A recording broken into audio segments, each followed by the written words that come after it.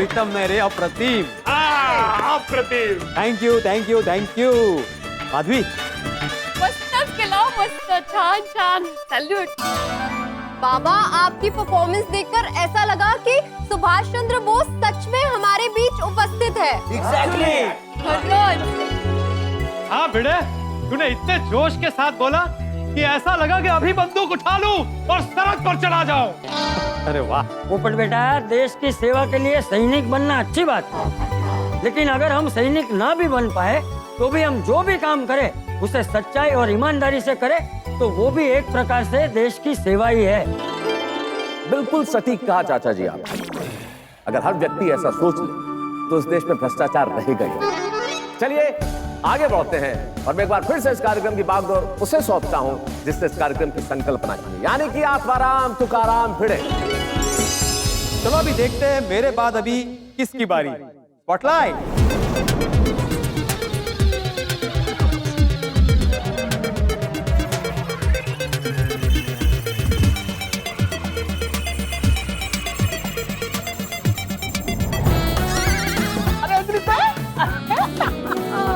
अब तो बता दो क्या बनी हो। चलो ऑल द बेस्ट।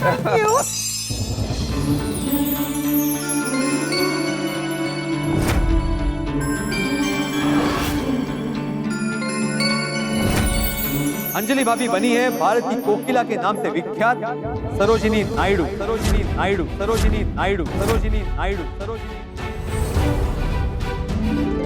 अद्भुत।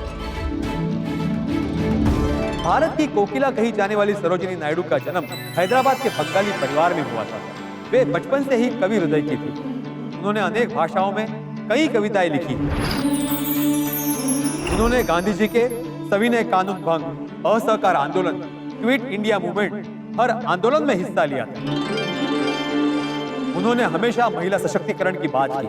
महिलाओं को हर काल में, हर दौर में सशक्त बनते जाना होगा। जब महिलाएं सशक्त होगी तभी तो हमारी पीढ़ियां, हमारा देश सशक्त होगा।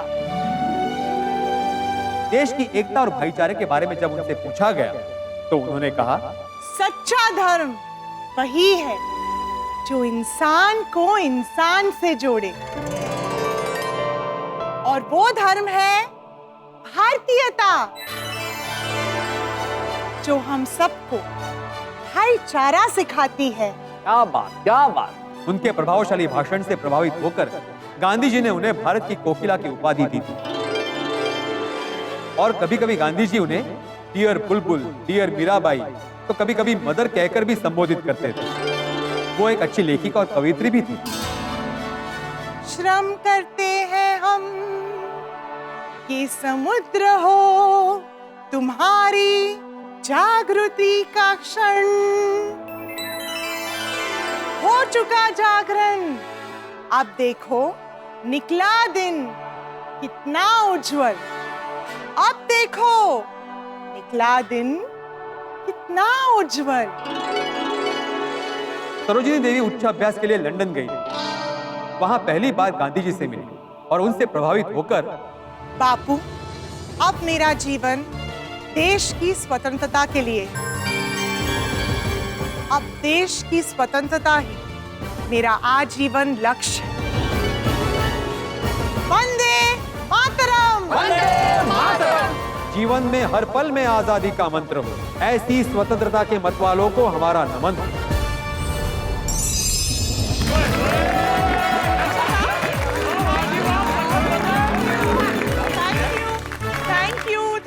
Thank you everyone. भाई वाह अंजलि, वाह, क्या बात। ऐसा लगता है कि स्वर कोकिला सरोजिनी नायडू जी को तुमने यहाँ पे फिर से जीवंत कर दिया। आहा, स्वतंत्रता ही अब आजीवन लक्ष्य है। क्या बात है, किस ढंग से गाया भाई, वाह। Thank you. हर काल में महिलाओं को स्ट्रॉन्ग होना पड़ेगा और ये कितनी सच्ची बात है। बिल्कुल बिल्कुल बबीता जी, आज भी कई जगह पे महिलाओं पे कितना अत्याचार होता है। सही कह रहे हो जेठालाल, ये बात हर युग की हकीकत है। मेरी शादी होगी, मैं अपनी पत्नी को देवी की तरह रखूं। वाह वाह पोपट बहू जी। क्या बात है पोपट भाई, वाह पोपटलाल भाई वाह। थैंक यू बहनों। तो फिर आप सब प्रार्थना कीजिए कि मेरी शादी जल्द हो जाए। तो भाई पोपटलाल, ये तो हम सभी चाहते हैं कि तुम्हारी शादी जल्दी से जल्दी हो जाए, लेकिन तुम्हें कोई पसंद नहीं करता तो हम क्या करें? एक मिनट, पसंद नहीं करता मतलब क्या? आप कहना क्या चाह रहे हैं मेहता साहब? मतलब पसंद नहीं करता मतलब मेरे कहने का मतलब ये है कि तुम्हारा किसी से मेल नहीं हो पा रहा है ना पोपटलाल। मेहता साहब और पोपटलाल से नम्र निवेदन है कि ये समय और ये स्थल इस चर्चा के लिए उचित नहीं है, तभी प्रोग्राम को आगे बढ़ाता है। हाँ?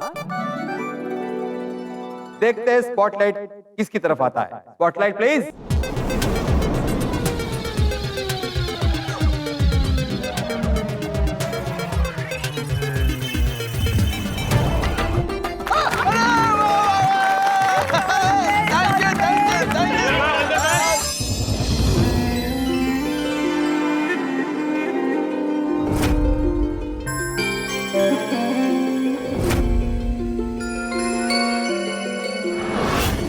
हमारे साइंटिस्ट अय्यर बने हैं पिंगली वेंकैया जी। वेंकैया जी, वेंकैया जी, वेंकैया जी।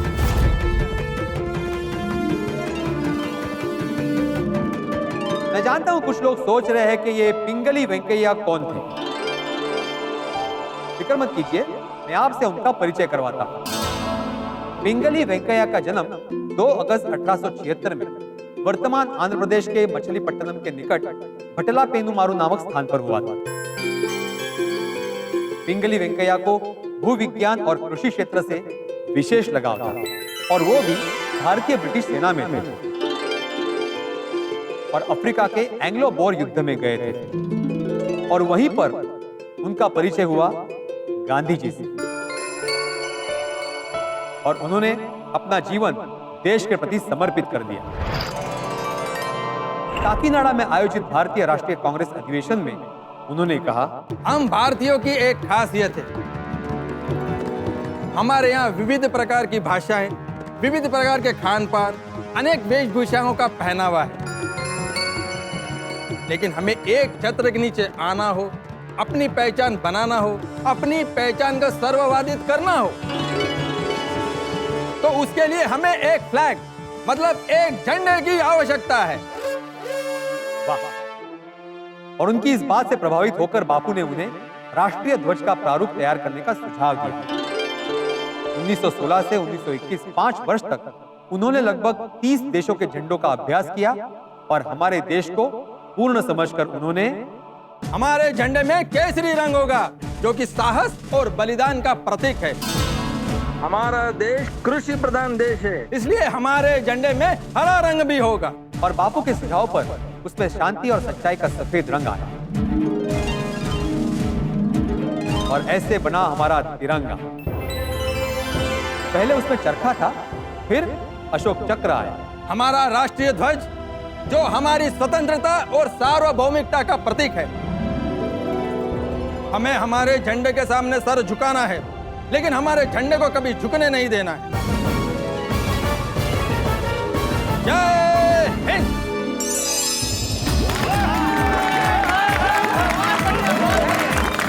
एकदम खाखा। थैंक यू नंद्री नंद्री तुम्बा नंद्री, थैंक यू। हमारे भारतीय झंडे के प्रारूप में अमूल्य योगदान देने वाले स्वतंत्रता सेनानी पिंगली वेंकैया जी को शत शत नमन। उन्होंने जो रूप दिया, तो आज हम यही कह सकते हैं कि विजयी विश्व तिरंगा प्यारा, झंडा ऊंचा रहे हमारा। पिंगली वेंकैया जी अमर रहे, अमर रहे, अमर रहे। क्या बात है अय्यर, सुपर बैग। हमें पिंगली वेंकैया जी के बारे में कितना कुछ जानने को मिला है आज। हमने सबके बारे में स्कूल में पढ़ा तो था, लेकिन हम भूल जाते हैं। ये सब हमें फिर से याद दिलाने के लिए thank you so much. Thank you, thank you. अरे थैंक यू मेरा नहीं, थैंक यू आत्माराम का बोलो। मैंने तो सिर्फ परफॉर्म किया है, लेकिन इसका क्रेडिट जाता है आत्माराम तुकाराम भिड़े को। वाह भिड़े वाह, तूने इतिहास के माध्यम से हमारे स्वतंत्र सेनानियों की काफी दुर्लभ जानकारी हमें याद दिलवाई। सच में सच में। Correct correct. धन्यवाद धन्यवाद पोपटलाल, धन्यवाद। मैंने तो सिर्फ कार्यक्रम की संकल्पना की है। ये जो महान काम राष्ट्र के राष्ट्रभक्तों ने किए हैं, उनके सम्मान में अर्पण किए गए हमारे तरफ से श्रद्धा सुमन है। भिड़े आज बहुत भारी भरकम शब्द वापर रहा है। जो समझ में नहीं आया। नहीं थोड़ा ऊपर से गया। हाँ कौन सा शब्द समझ में नहीं आया? ओ संकल्पना या संकल्पना नहीं, संकल्पना मतलब परिकल्पना, समझा? और कौन सा शब्द समझ में नहीं आया? वो सुमन श्रद्धा। सुमन श्रद्धा नहीं थी, श्रद्धा सुमन मतलब श्रद्धा के फूल। अच्छा ठीक है। तो अभी आगे बढ़ते हैं और देखते हैं अगली बारी किसकी है। स्पॉटलाइट।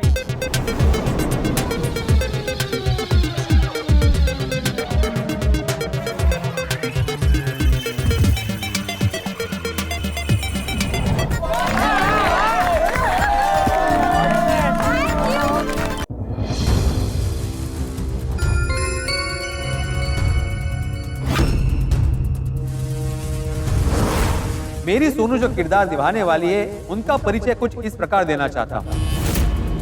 वो बचपन से ही विचारशील और वीर, मोरपन तांबे और भागीरथी बाई की सुपुत्री, जिनका बचपन का नाम था मणिकर्णिका। मणिकर्णिका पवित्र नदी गंगा का भी एक नाम है।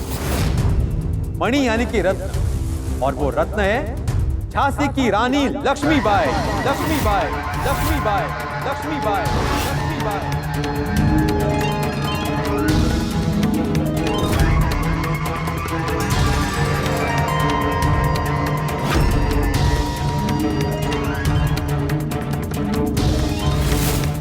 मनु ने बचपन से ही शस्त्रों की तालीम ली थी।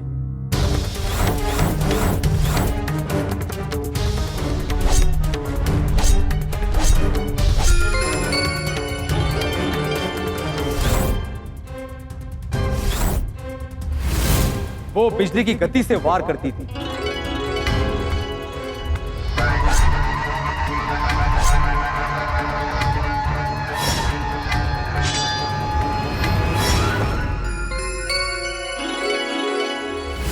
दुश्मन कोई दाव सोचे उससे पहले हमें उसे धूल चटा देनी चाहिए। बचपन में जब उनके मित्र नाना उनको चिढ़ाते थे कि तुम हाथी पर नहीं बैठ सकती, तब उन्होंने क्या कहा था? याद रखना, एक दिन हमारे पास अपने खुद के हाथी होंगे, वो भी एक नहीं 10-10। और सच में ऐसा हुआ। 14 साल की उम्र में उनकी शादी झांसी के राजा गंगाधर राव से हुई और वो झांसी की रानी बनी। और फिर अंग्रेजों की कुटिल नीति से उन्हें झांसी छोड़नी पड़ी। अंग्रेजों, ये छल कपट से तुमने हमारा राज्य तो छीन लिया, पर याद रखना, ये रानी कभी नहीं हारेगी। कसम है मुझे, मैं अपनी आखिरी सांस तक अपनी मातृभूमि के लिए लड़ती रहूंगी। उनकी ये ललकार हर तरफ गूंज उठी। मैं अपनी झांसी नहीं दूंगी।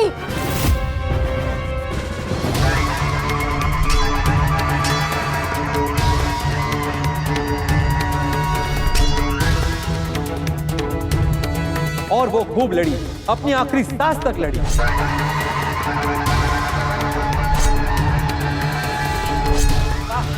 तेरा स्मारक तू ही होगी, तू खुद अमिट निशानी थी। बुंदेले हर बोलो के मुंह हमने सुनी कहानी थी।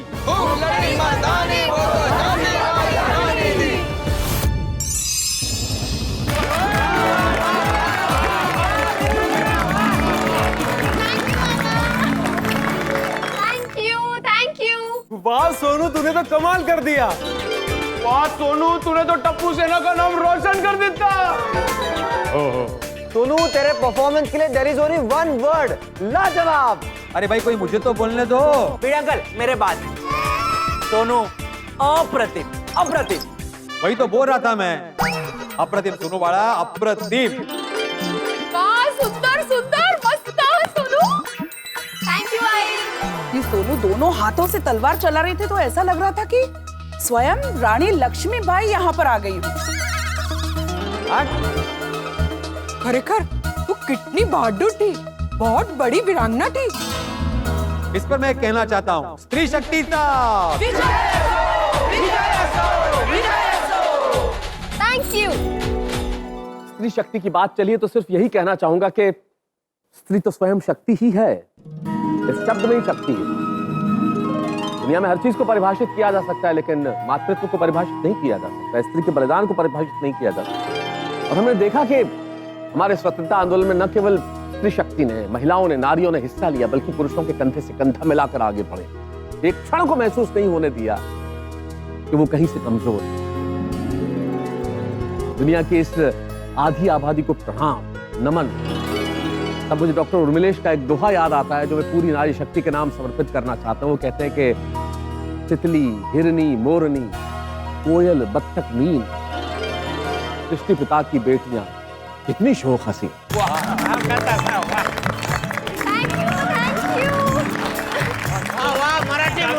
मराठी मुलगी। अब मैं बुलाना चाहूंगा, मैं नहीं, स्पॉटलाइट बुलाना चाहेगा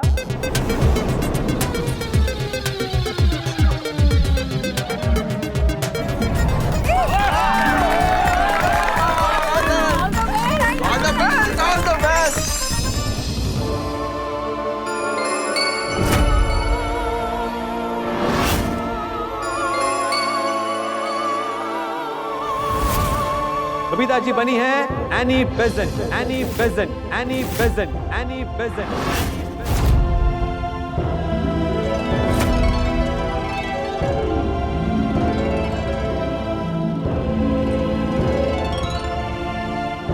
क्या बने?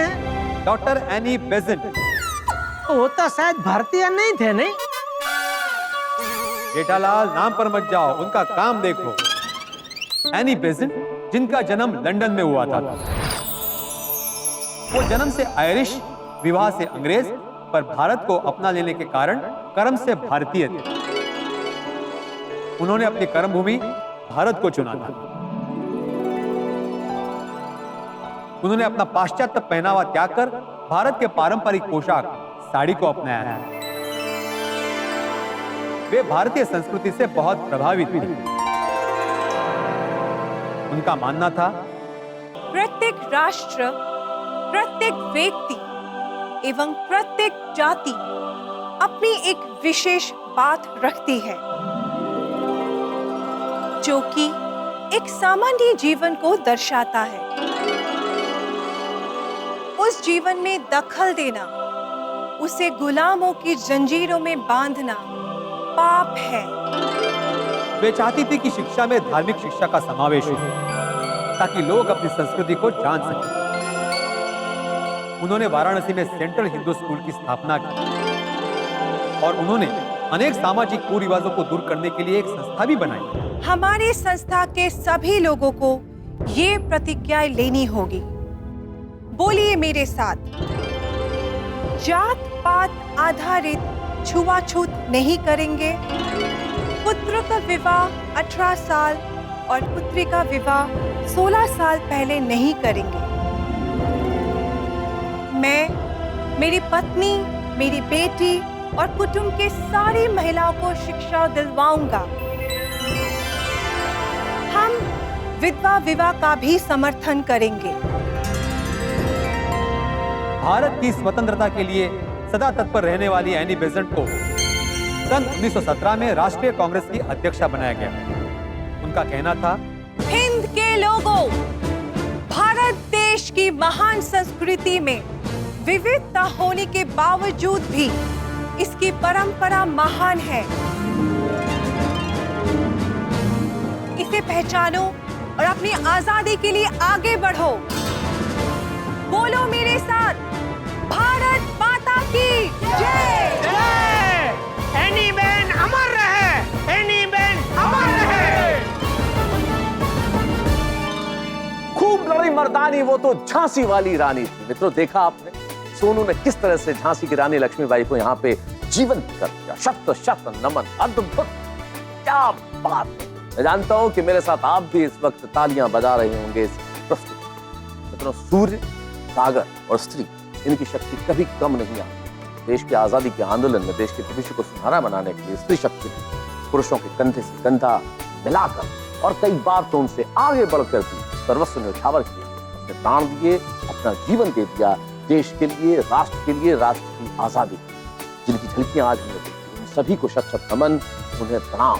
अब देखने वाली बात ये होगी कि गोकुलधाम निवासी यहाँ कौन सा किरदार निभाते हैं। ये सफर यूं ही जारी रहेगा। गणेशोत्सव में आजादी के अमृत महोत्सव का रंग यूं ही खुला रहेगा। कौन क्या बनेगा ये आप भी सोचिए और मैं भी सोचता हूँ। तो ये जरूर सोचिएगा कि कौन सा किरदार यहाँ पे निभाया जाएगा गोकुलधाम निवासियों द्वारा, और जो दर्शकों की तरह यहाँ बैठे हैं वो क्या करेंगे, बस जानने के लिए देखते रहिए तारक मेहता का उल्टा चश्मा। देखते रहिए, हंसते रहिए।